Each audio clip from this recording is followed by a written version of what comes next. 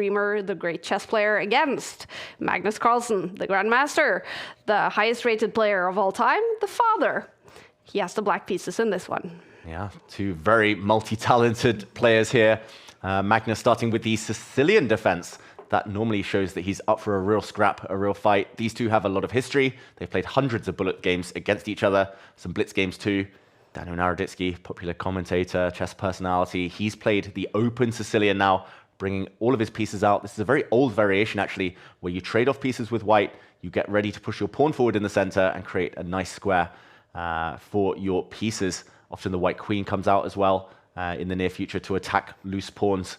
Naroditsky using some opening theory here to get Magnus into a difficult-to-win middle game, I'm going to say. Nice start for Daniel Naroditsky here, I would say, with the white pieces. Daniel Naroditsky, of course, from the US. He is 30 years old, a grandmaster that has become known over the last few years, mostly for commentating, for streaming. He has 3 points in the Champions Chess Tour. He scored a 5th place in game week 4. 9 points there, and definitely someone who can win Title Tuesday. He's done that 4 times, looking for his 5th Title Tuesday victory, but it's going to be super tough to get that today because all the top guys have signed up. All the top guys are playing. Magnus is one of them. Yeah, but this format does suit Naroditsky on paper, at least. He is the type of player who will not be afraid to go for the clock, go for time, super quick on the mouse.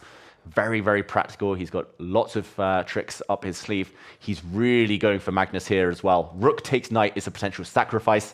If Witty Alien were playing, he would no doubt go for that in the near future, just to try and get the black king, which is stuck in no man's land. It's stuck in 2 minds. If it castles towards this flank, you're only finding yourself castling into the storm, into the firing line. If you go the other way, you're so open, you lack protection.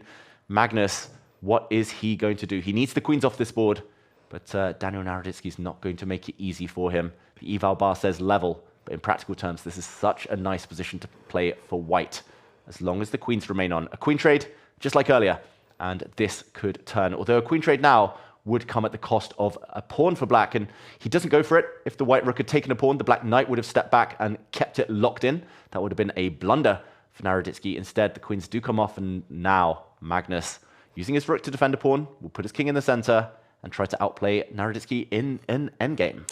Both of these players looking to go up to 4 out of 4.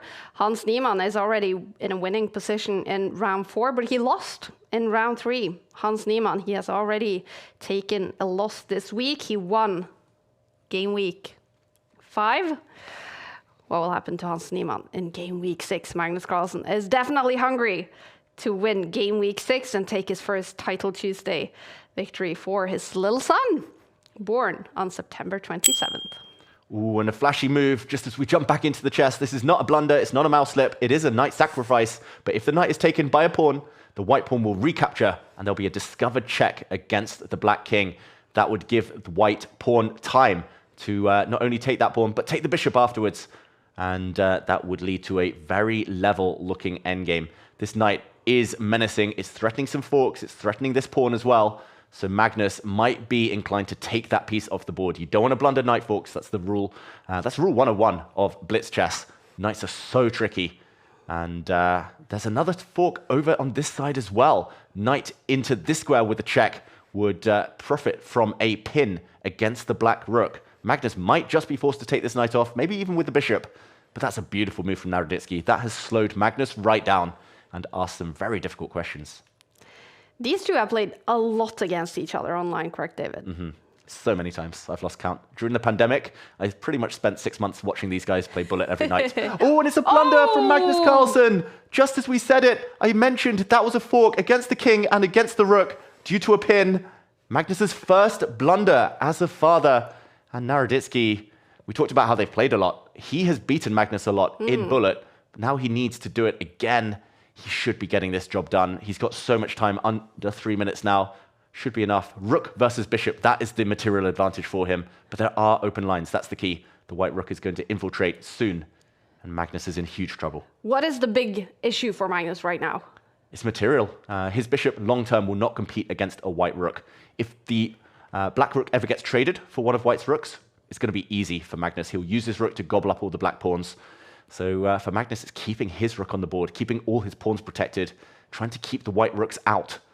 But all of those together, it's going to be so tough. So tough. If anyone can do it, it's Magnus Carlsen. But I think Naroditsky wins this 9 times out of 10. It's trouble for Magnus Carlsen here in round 4. Daniel Naroditsky right now looking like the one who will go up to 4 out of 4. Hikaru Nakamura also has that chance. He is massively better right now with the black pieces in his game. Ali Reza Frouja in a winning position with the white pieces. Magnus Carlsen, ooh, can he afford to lose this one? He will fall behind. Trouble for the world number 1. Big trouble. Magnus has lost another pawn. The white rook is attacked, but it can go and grab this pawn on the edge of the board. He does something else here, Naroditsky. He's trying to catch the black bishop in a pin. So I'm now expecting him to move his king forward, not allow any checks from the black rook. And as we mentioned, a rook trade will be fatal for black. Magnus now in huge trouble. The white king does indeed move. The problem is this bishop is stuck. It's going to get hit. It will have to give way, and a rook trade is almost guaranteed. There we go.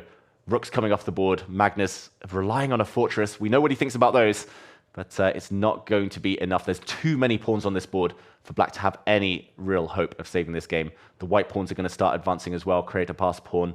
The black bishop is so one-dimensional. The white rook is so flexible, versatile. I see the chat speculating if it was a mouse slip by Magnus, the blunder. No, I don't think so, unfortunately. He moved his rook, which dealt with one threat. It dealt with 2 threats, actually. It protected a pawn, got out of one fork. He just didn't look at the other fork on the other side of the board. As normally, I like to give the benefit of the doubt to these top players, but I do think that was just a moment of blindness by Magnus, and there we go. It is a result. Daniel Naroditsky takes down the world number 1. Wow.